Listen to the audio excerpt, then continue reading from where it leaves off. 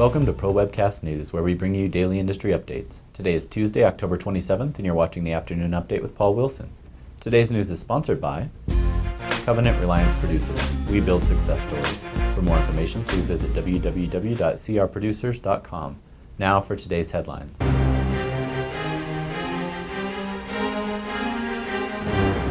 Democratic head Harry Reid this week said that the Senate's health care bill will include a government-run insurance plan that allows states to opt out.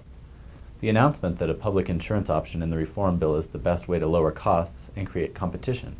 As expected, the compromise was lauded by fellow Democrats and criticized by Republicans. Meanwhile, the White House said President Barack Obama was quote-unquote pleased that a public option was included. According to Reid, the bill will now undergo congressional budget analysis for a cost estimate before entering Senate debate as early as next week.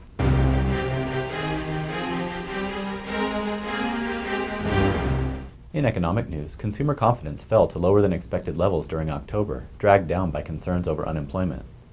According to the Conference Board, its index of consumer attitude slipped to 47.7 in October from a revised 53.4 in September. The level marks the lowest since July, when the index stood at 47.4. Meanwhile, the present situation portion of the survey fell to 20.7 from 23.0 in September, marking the lowest level in 26 years.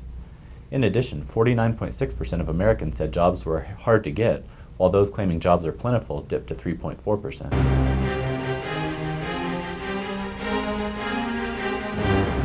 In housing news, U.S. home prices climbed for the fourth consecutive month in August, according to a report by Standard & Poor's and Case-Shiller. The report showed that a composite index of home prices in 20 metro areas climbed 1.2% in August from the previous month, far exceeding estimates of a 0.7% increase. According to David Blitzer, chairman of the index committee at S&P, quote, "Broadly speaking, the rate of annual decline in home price values continues to improve," unquote.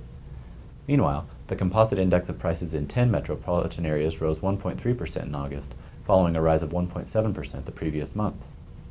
I'm Paul Wilson, and thanks for watching ProWebcast News. For more in-depth news and features, visit producersweb.com.